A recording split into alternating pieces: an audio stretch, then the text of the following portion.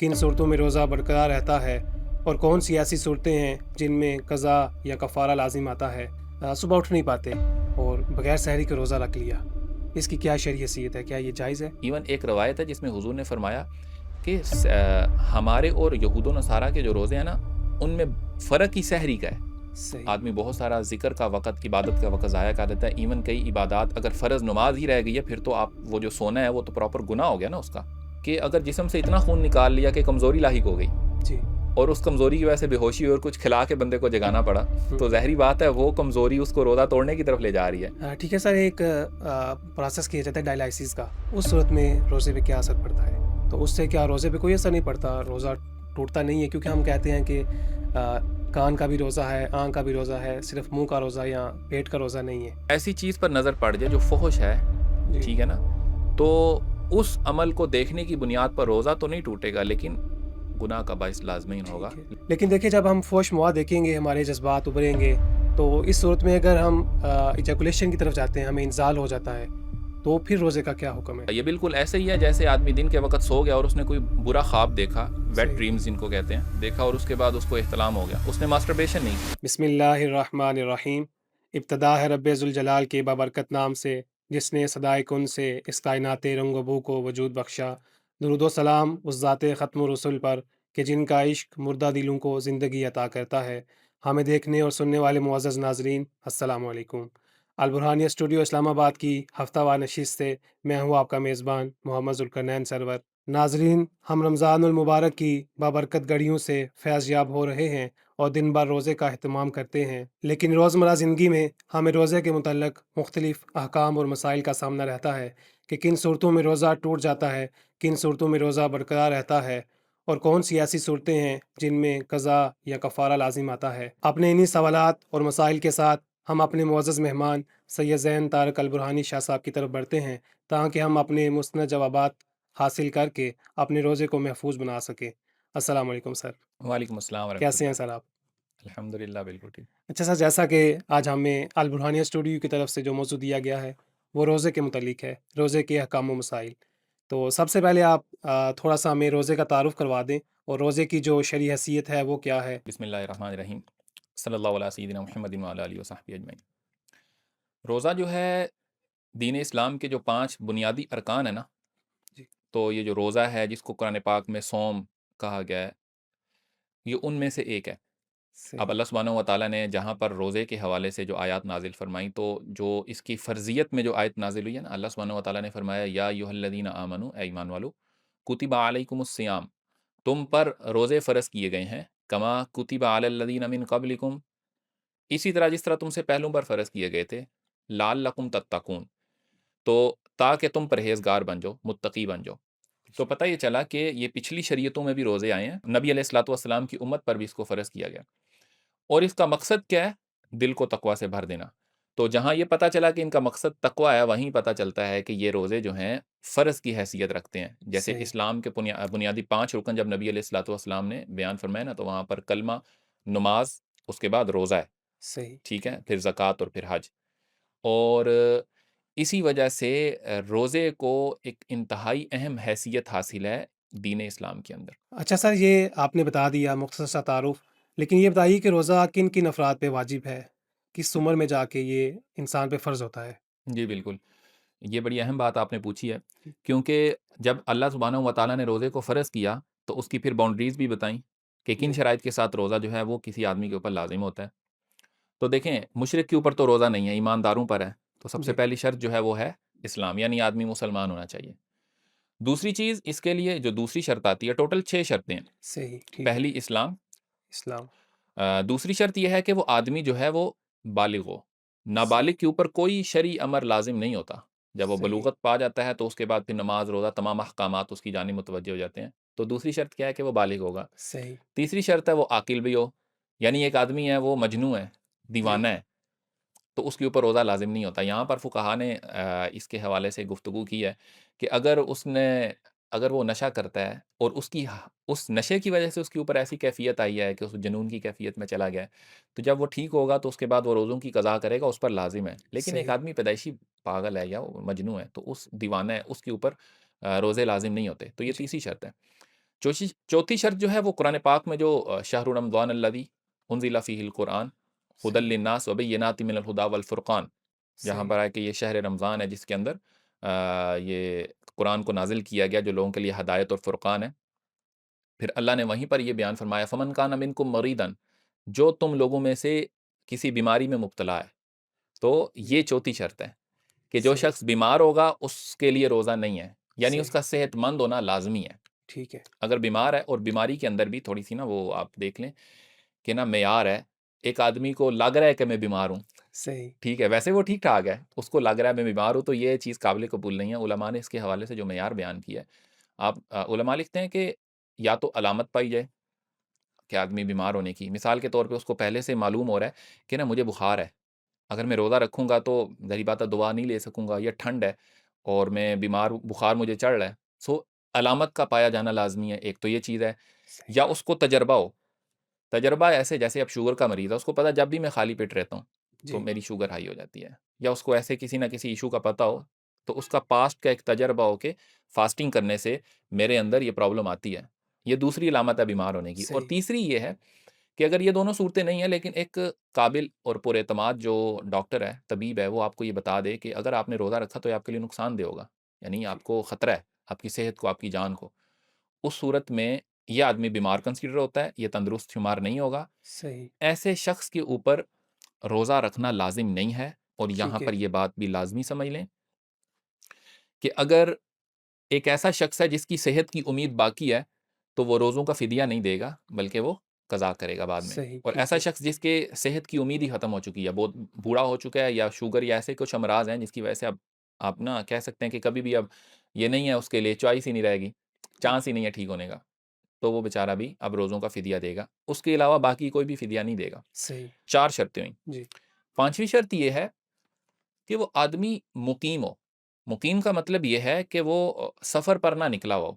फ़मन कान मिनकुम मरीदन औ अला सफ़रिन फ़इद्दतुम मिन अय्यामिन उख़र, यानी कुरान ने वाज़ह किया कि अगर तुम मरीज़ हो या तुम सफ़र पर हो, तो फिर तुम्हारे जो रोज़े हैं, उनको तुम बाद में मुकम्मल कर लेना। जब ये उज़र ख़त्म हो जाएगा, फिर ठीक है, मुकम्मल कर लेना। सही, तो ये 2 उज़र हैं। अब सफ़र का जो मतलब है ना, वो ये नहीं है कि आप यहाँ से निकले और मार्केट तक जाना है, तो आप कहें जी ये सफ़र है। जी, ठीक है? इसकी भी एक मिकदार मुतय्यन है। ये वही सफ़र है जिसमें नमाज़ इंसान के ऊपर कसर लाज़िम हो जाती है। सही, मशहूर कौल है उलमा का 92 किलोमीटर्स है, ठीक है? सही, ठीक है, और एक कौल 98 किलोमीटर्स भी है। तो मुहतात कौल पर अमल करें आप अपनी जानिब से। ज़्यादातर का कौल 92 है, तो आप इस पर मुहतात कौल पर अमल करें, 98 पर करें। लेकिन ये है कि आप नियर 100 जाते हैं ना, तो ये चीज़ आपके लिए सही, जो है रोज़े की आपके लिए छूट हो जाती है। आपको चाहे ज़राए जो आमदो-रफ़्त हैं वो आसान ही क्यों ना हों। सही, जब ठीक है, अल्लाह ने रुख़सत बयान कर दी, तो रुख़सत है। सही, और छठी चीज़ ये है कि कोई माने ना हो, यानी कोई रुकावट ना हो। ऐसा हुक्म ना लागू हो गया हो आपके ऊपर, जो रोज़े के लिए रोज़ा रखना जिसमें जायज़ ही नहीं है। जैसे ख़वातीन के लिए होता है, हैज़ या नफ़ास के जो अय्याम होते हैं, तो हैज़ के अय्याम में रोज़े नहीं होते, बल्कि उनकी बाद में कज़ा दी जाती है। ठीक है? सही, ठीक है, तो ये 6 शराइत हैं। कोई माने मौजूद नहीं है, ठीक है? वो जी, बंदा बीमार नहीं है, तंदुरुस्त है, वो बंदा सफ़र से नहीं है, मुक़ीम है। उसके अलावा वो बंदा आक़िल है, ठीक है? पागल नहीं है, वो बंदा बालिग़ हो चुका है और वो बंदा मुसलमान है। ये 6 सही, शराइत पूरी हुई, तो उस बंदे के ऊपर रोज़ा लाज़िम है।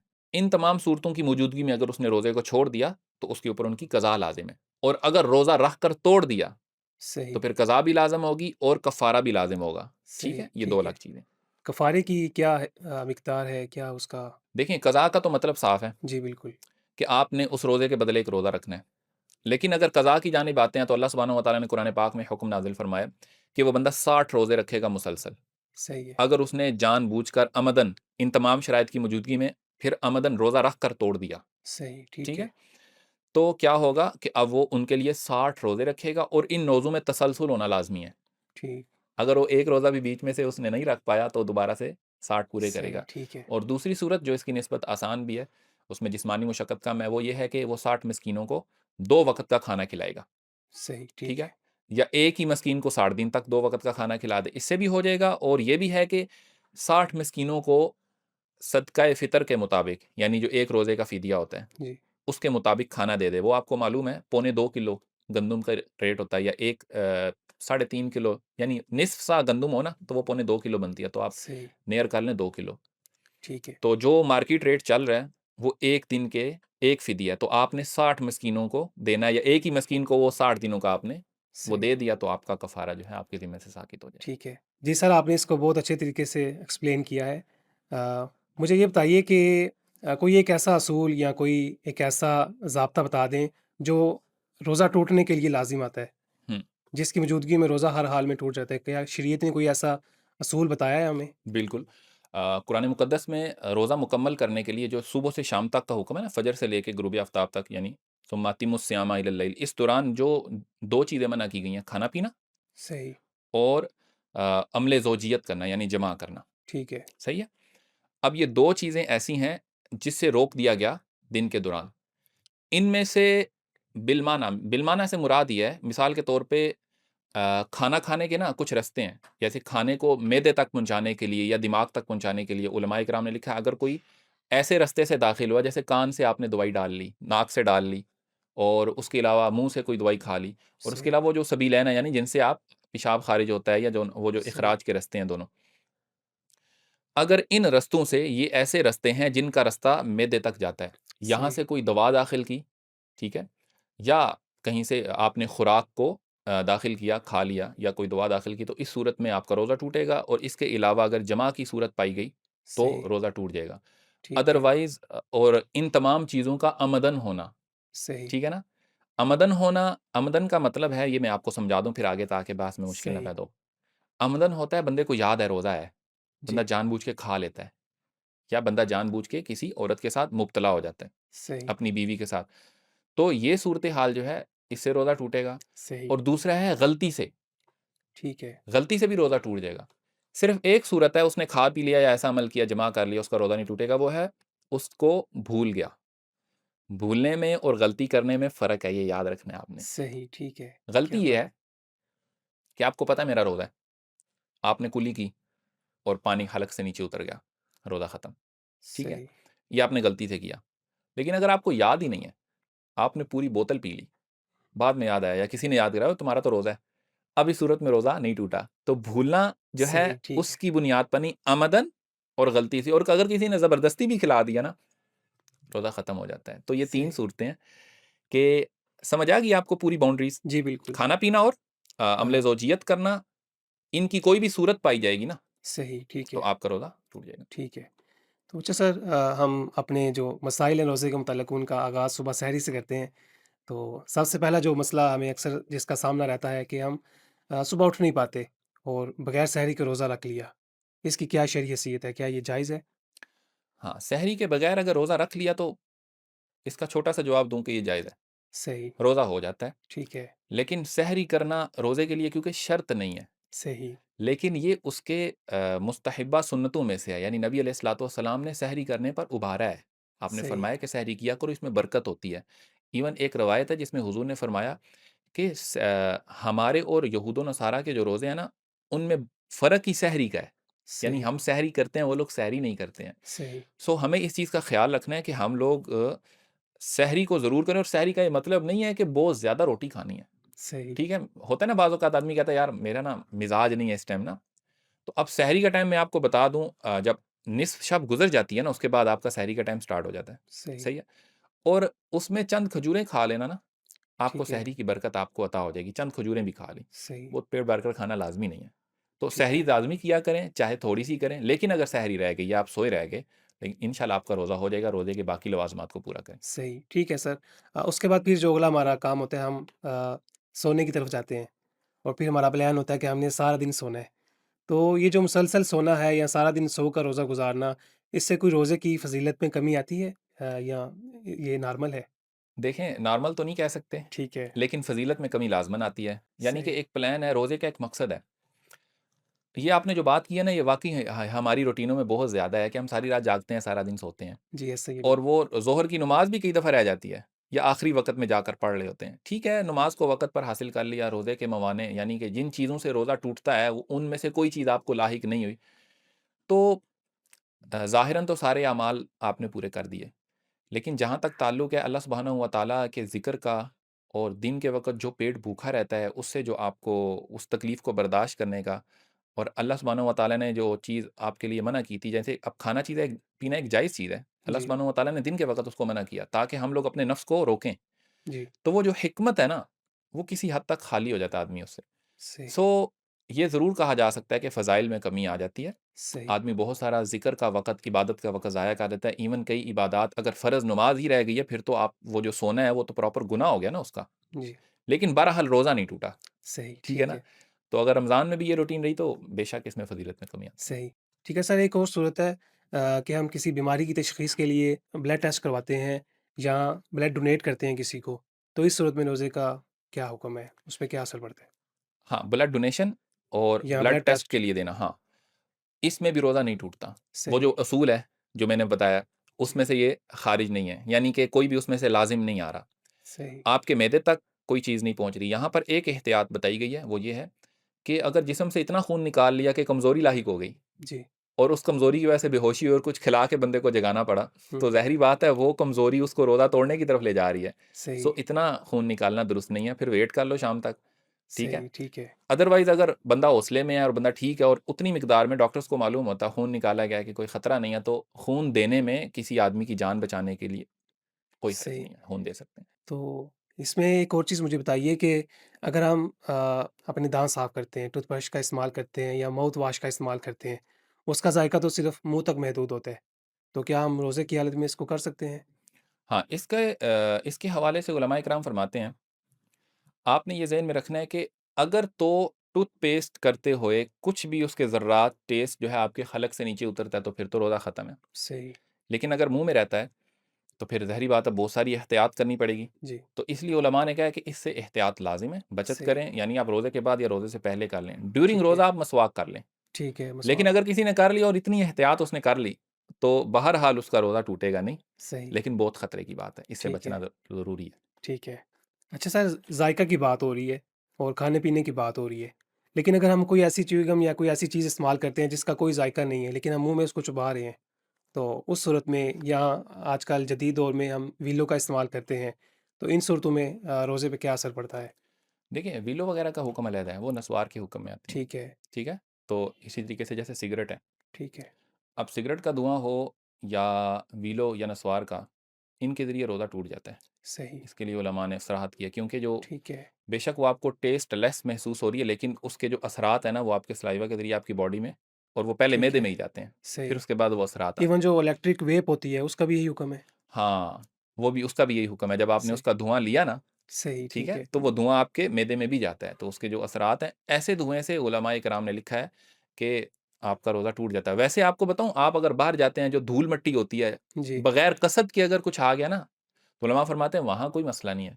सही, लेकिन अगर ये आपने कसदन उसको इन्हेल किया है, चाहे वो सिगरेट था, चाहे वो जो भी चीज़ थी और चाहे वो वीलो थी, उस सूरत में रोज़ा फ़ासिद हो जाएगा। और जहाँ तक आपने च्युइंगम की बात की है, अगर टेस्टलेस च्युइंगम है, तो उसके हवाले से अगर आप उसको चबा रहे हैं और वो आपके हलक से नीचे नहीं गई है और वाक़ई वो टेस्टलेस था, उसमें कोई ऐसी चीज़ नहीं थी। ना सही, उसमें नशा था, ना उसमें कोई ज़ायक़ा था, टेस्टलेस च्युइंगम थी।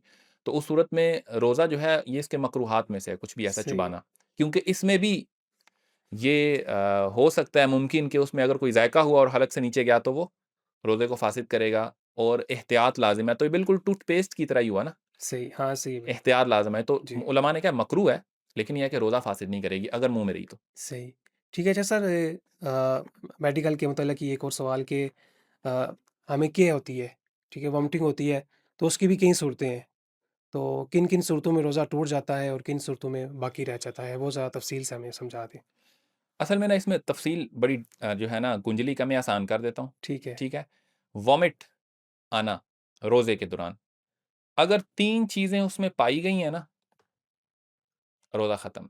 अगर इन 3 चीज़ों में से कोई एक भी चीज़ ना पाई गई ना, तो रोज़ा फ़ासिद नहीं होगा, लेकिन अगर ये तीनों पाई गई मुकम्मल तौर पर, तो ही रोज़ा फ़ासिद होगा, सही, ठीक है? ठीक है, पहली चीज़, आपने रोज़ा रखा हुआ है, ये आपको याद होना चाहिए, यानी सही, जब वॉमिट आई तो आपको याद था रोज़ा है।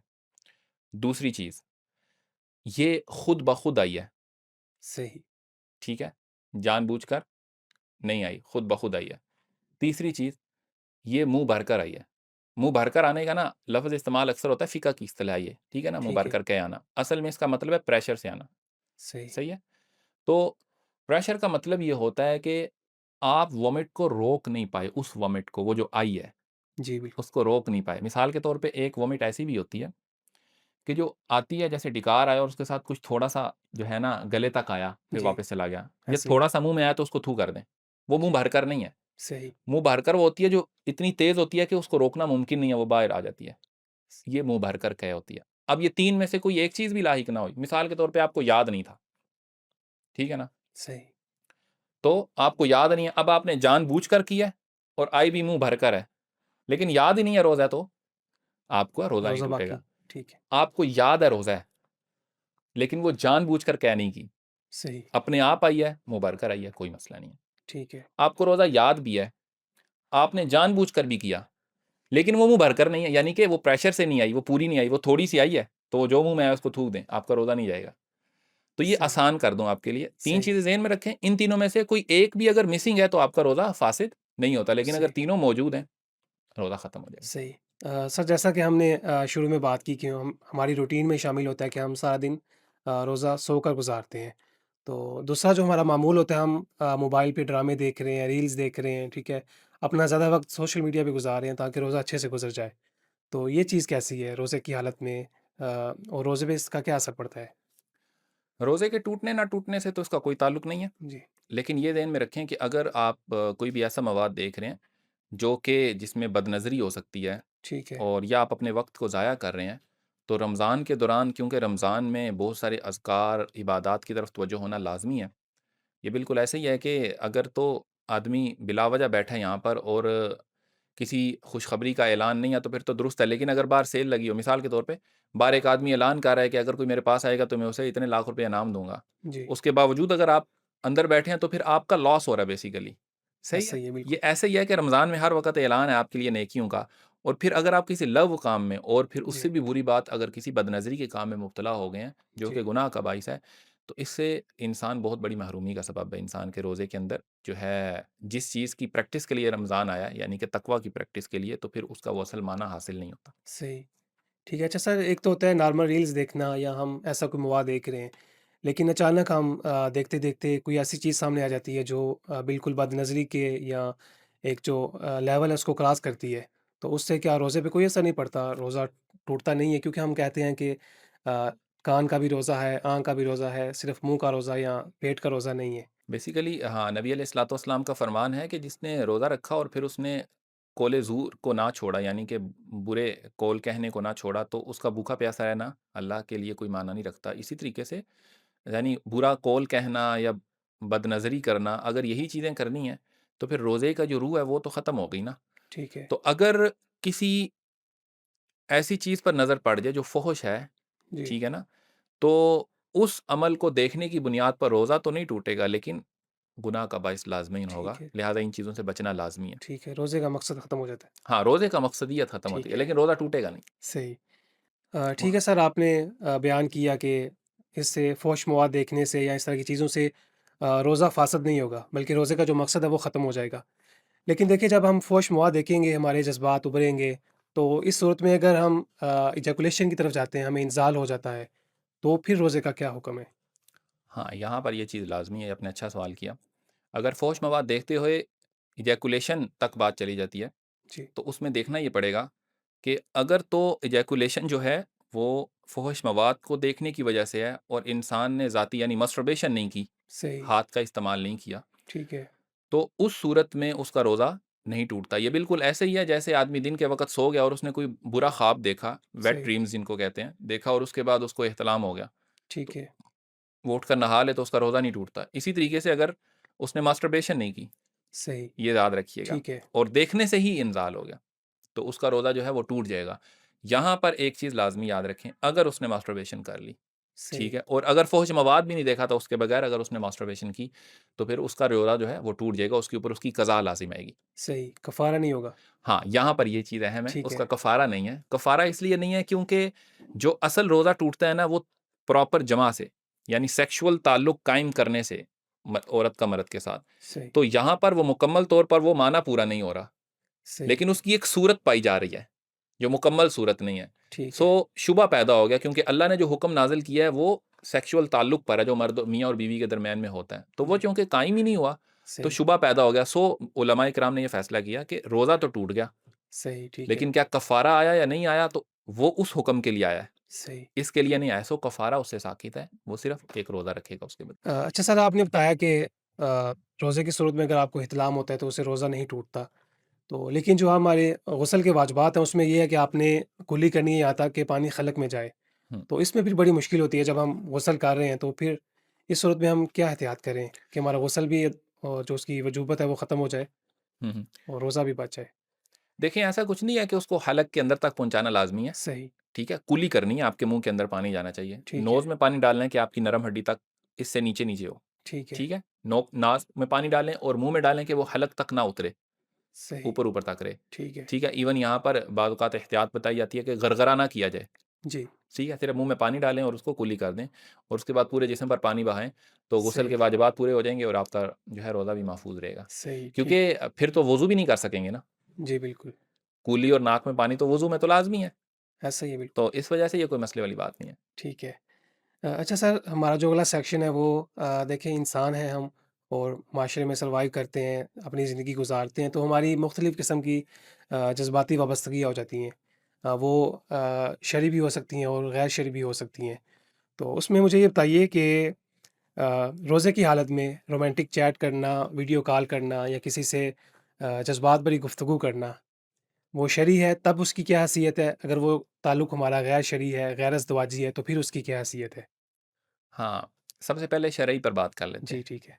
शरई पर बात करना लाज़मी है, जैसे अपनी ज़ौजा है उसके साथ आप गुफ्तगू कर लेते हैं, रोमांटिक गुफ्तगू हो जाती है दिन में, तो इस सूरत में रोज़ा के मुफ़सदात में से कोई भी चीज़ लाहिक नहीं हुई, यानी रोज़ा सही, फ़ासिद करने वाली कोई चीज़ नहीं आई ना, ठीक है। रोज़ा नहीं टूटा। इससे थोड़ा-सा आगे जाते हैं, गुफ्तगू कर रहे हैं और गुफ्तगू करते-करते आपने उसको छुआ नहीं है, यानी औरत ने मर्द को या मर्द ने औरत को नहीं छुआ, सिर्फ़ गुफ्तगू की वजह से फ़रीक़ैन में से किसी को इजैकुलेट हुआ है, हुँ, तो भी ये वो वही सूरत है जो मैंने आपको बताई थी, जैसे सोते में इहतिलाम हुआ, ठीक है, सही, इजैकुलेशन होगी, डज़न्ट मैटर, रोज़ा नहीं टूटा। सही, लेकिन अगर इसके दौरान दोनों ने एक-दूसरे को छू लिया, एक-दूसरे को वो छू रहे थे हाथ से, तो अब इस सूरत में चूँकि वो बिलमाना पाया गया, जिस तरह सही, मास्टरबेशन में आपने हाथ का इस्तेमाल किया था, तो जी, यहाँ पर भी उसका जिस्म के साथ छूना पाया गया। सही, अब अगर किसी को इजैकुलेशन होती है मर्द को, तो उस सूरत में रोज़ा जो है टूट जाएगा और उसकी कज़ा लाज़िम आएगी। सही, लेकिन क्योंकि असल जमा नहीं पाया गया, यानी सेक्सुअल रिलेशन अभी पाया नहीं गया, जिसको सही, हम प्रॉपर सेक्सुअल रिलेशन कहते हैं, इज़दवाजी अम्ल ज़ौजियत कहते हैं, वो नहीं पाया गया, तो उसके ऊपर कफ़ारा नहीं है, लेकिन कज़ा है। लेकिन अगर अम्ल ज़ौजियत तक बात चली गई, सही, तो फिर आपको ऊपर कफ़ारा और कज़ा दोनों लाज़िम आएँगे। इसलिए उलमाए किराम ने फ़रमाया है कि आप इस चीज़ के अंदर एहतियात करें। ड्यूरिंग रोज़ा अपनी बीवी के करीब उस शख़्स के लिए जाना जिसको अपने ऊपर काबू नहीं है, उसके लिए दुरुस्त ही नहीं है। वो उसके लिए कोशिश करे कि वो दूर रहे, वरना सही, उसके लिए मकरूह है। ठीक है, और ग अगर रिलेशन गैर शरई है, यानी किसी गैर शरई, यानी लड़का-लड़की आपस में बात कर रहे हैं और आपस में नामहरम है, तो वो तो रोज़े के बगैर भी जायज़ नहीं है। रोज़े जी, में ये एक बड़े दर्जे का गुनाह है, सही, ठीक ठीक है? है, तो ये ऐसे ही है जैसे वो बदनज़री कर रहा है, ऐसे ही है जैसे किसी नामहरम से बात कर रहा है, उसके लिए मुमकिन है कि वो बहुत बड़े फ़ितने में मुब्तला हो जाए।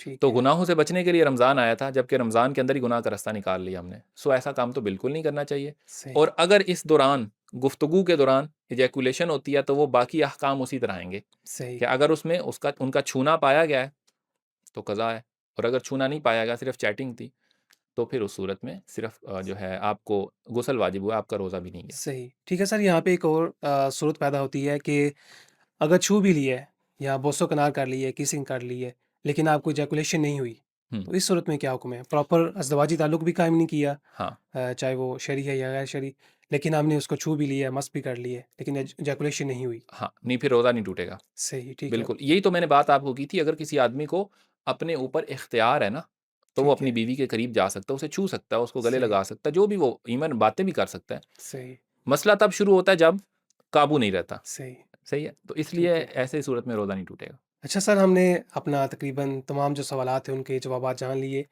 तो जैसा कि हमने कफ़ारा की बात की, तो कफ़ारे की सूरत में हमने फ़िदिया देना होता है। तो फ़िदिया की क्या मिक़दार है? वो ज़रा हमें तफ़सील से बता दें।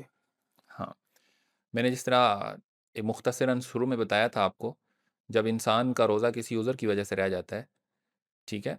और वो उसको दोबारा कज़ा करने पर भी वो कादिर नहीं होता, तो फिर वो फ़िदिया देता है। जी, ठीक है? और इसी तरीके से अगर वो कज़ा होती है तो वो 60 मस्कीनों को वो खाना खिलाता है, या वो सदका फ़ितर के मुताबिक उनको देता है, माल देता है।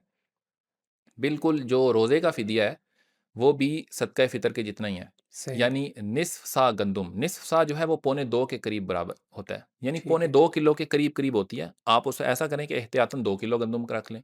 तो इस वक़्त जो मार्केट रेट चल रहा है ना 2 किलो गंदुम का, वो आपके 1 रोज़े का कफ़ारा बनता है। सही। सो अगर ऐसी सूरत हाल वाला बंदा है जिसके ऊपर रोज़ा जो है लाज़िम ही नहीं रहा, सही। बीमार है ऐसा, तो वो अपने रोज़ों का फ़िदिया अदा कर दे। सही। ठीक है? ठीक है सर, आपका बहुत शुक्रिया, आपने इतनी तफ़सील से हमारे सवालात को फ़ेस किया, उनका जवाबात दिए। तो आखिर में आप अपने नौजवानों के लिए कोई एक नसीहत कि वो अपने रमज़ान को कैसे गुज़ारें और किन चीज़ों का वो ख़्याल रखें और किन कामों में अपना वक़्त गुज़ारें? सिर्फ़ मुख़्तसर सा आप अपने हमारे ऑडियंस को बता दें, उसके बाद फिर हम इस ठीक है। नशिस्त को ख़त्म करते हैं।